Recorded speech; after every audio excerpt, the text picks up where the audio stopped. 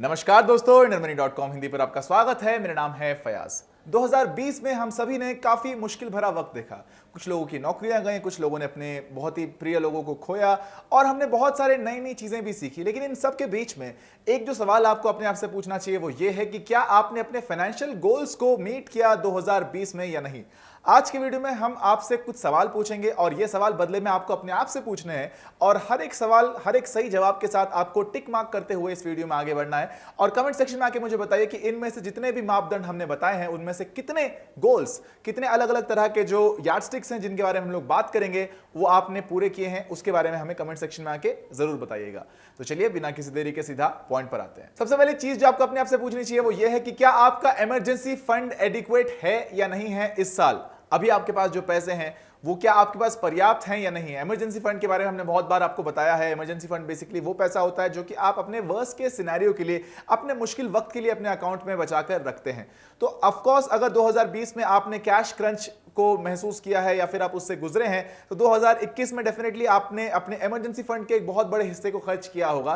तो ऐसे में आपको किसी भी तरह के निवेश करने से पहले सबसे पहले कोशिश करना चाहिए कि अपने 2021 के जो इमरजेंसी फंड है उसको आप रिफिल करें, उसमें पहले से ज्यादा पैसे रखें ताकि अगर बाय चांस ऐसा कुछ दोबारा होता है तो आपके पास में पैसे रहने चाहिए अपने वर्स्ट के सिनेरियोस को मीट करने के लिए। अगली चीज जो आपको खुद से पूछना चाहिए वो ये है कि आपका इंश्योरेंस कवर किस तरह से जा रहा है। क्या आपने अपने इंश्योरेंस कवर को मेंटेन किया है, क्या आपने इंश्योरेंस लिया है या नहीं लिया है। क्योंकि बहुत बार हमने 2020 के बाद ही बहुत सारे लोगों में इंश्योरेंस को लेकर जिज्ञासा बढ़ी है, क्यूरियोसिटी बढ़ी है। बहुत सारे लोगों ने जिन्होंने हेल्थ इंश्योरेंस कभी नहीं लिया था उन्होंने भी कोरोना कवच का हेल्थ इंश्योरेंस लिया है और बहुत सारे लोगों ने लाइफ इंश्योरेंस की पॉलिसीज भी ली हैं। ऐसे में आपको अपने आप से पूछना चाहिए कि क्या आपने हेल्थ इंश्योरेंस लिया है। अगर हां तो क्या आपने एक पर्याप्त हेल्थ इंश्योरेंस लिया जो कि आपके और आपके फैमिली के पूरे हेल्थ कवर को मैनेज करता है, या फिर आपने एक अच्छा लाइफ इंश्योरेंस लिया है या नहीं। अगर लिया है तो क्या आपने उसका प्रीमियम बढ़ाया है या फिर क्या आपने उसका कवर बढ़ाया है। क्योंकि हो सकता है कि कई बार हम लोग लाइफ इंश्योरेंस लेते हैं जब हम लोग के अपने करियर के शुरुआत में होते हैं, जब हम लोग 20-21 साल के होते हैं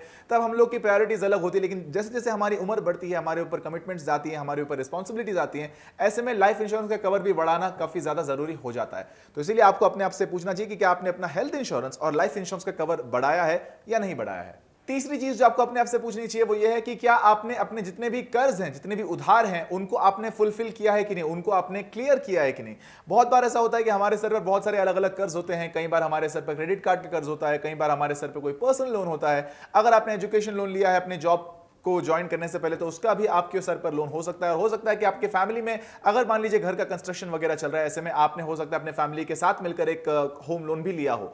तो ऐसे में आपको कोशिश करना चाहिए कि पिछले साल की तुलना में इस साल आपने अपने सर से कितने कर्ज हटाए हैं। अगर आपके सर के ऊपर मान लीजिए 3 तरह के लोन है तो आपने कोशिश करना चाहिए कि क्या आपने उसमें से 2 को हटाया है या फिर एटलीस्ट एक लोन तो कम से कम अपने सर से हटाया है या नहीं। आपको यह सवाल अपने आप से पूछना चाहिए और कोशिश करनी चाहिए कि आप प्रयास करें उनको अपने सर से क्लियर ऑफ करने की। चौथा जो सवाल आपको अपने आप से पूछना चाहिए वो ये है कि क्या आप अपने टैक्स सेविंग को लेकर आपने अपनी क्यूरियोसिटी बढ़ाई है या नहीं। क्या आपने इस तरफ रुझान दिया है कि नहीं दिया है।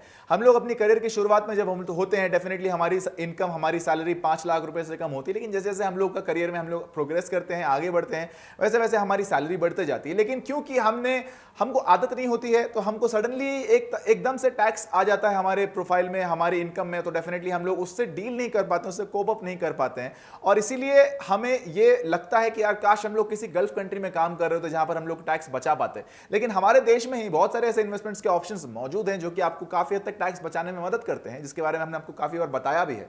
तो आपको अब कोशिश करना चाहिए कि पिछले साल की तुलना में इस साल क्या आपने अपने टैक्सेस को ज्यादा बचाया है। अगर नहीं बचाया तो आपको डेफिनेटली उसकी तरफ कंसिडर करना चाहिए, क्योंकि a penny saved is a penny earned कहते हैं। अगर आपने एक पैसा बचाया है तो वो पैसा आपने कमाया है, तो डेफिनेटली आपको फोकस करना चाहिए और उस 1 रुपए को बचाने की कोशिश करना चाहिए जो कि आप टैक्स के माध्यम से ना दे रहे हैं लीगली। और आखिरी और सबसे जरूरी चीज जो कि आपको अपने आप से पूछनी चाहिए वो ये है कि क्या आपके इन्वेस्टमेंट्स सही टाइम से हो रहे हैं या नहीं हो रहे हैं। हो सकता है कि आपने बहुत सारे अलग अलग तरह के एसआईपीज लिए हो, म्यूचुअल फंड्स में पैसे लगा रहे हो सकता है आपने पीपीएफ में पैसा लगाया हो या फिर किसी भी तरह के अलग लॉन्ग टर्म फंड्स में आप निवेश कर रहे हो। लेकिन क्योंकि 2020 में हम लोगों में से बहुत सारे लोगों की जॉब गई थी, बहुत सारे लोगों का पैसों का नुकसान हुआ था, ऐसे में हमने बहुत हद तक अपने इन्वेस्टमेंट्स को होल्ड कर दिया था, पॉज करके रख दिया था। लेकिन अब जब स्थिति थोड़ी बेहतर हो गई है, सेंसेक्स भी 50,000 के पार पहुंच चुका है, अब वक्त आ गया है कि आप अपने इन्वेस्टमेंट्स को रिवाइव करें और ना सिर्फ रिवाइव करें बल्कि आप उसको और ज्यादा बेहतर बड़ा भी करने की कोशिश करें। हो सकता है कि आपने पिछले साल में जो नुकसान हुआ है आपका कंट्रीब्यूशन ना देने का, आपको कोशिश करना चाहिए कि आप उसको रिकवर करें और उसका डबल देने की कोशिश करें इस साल,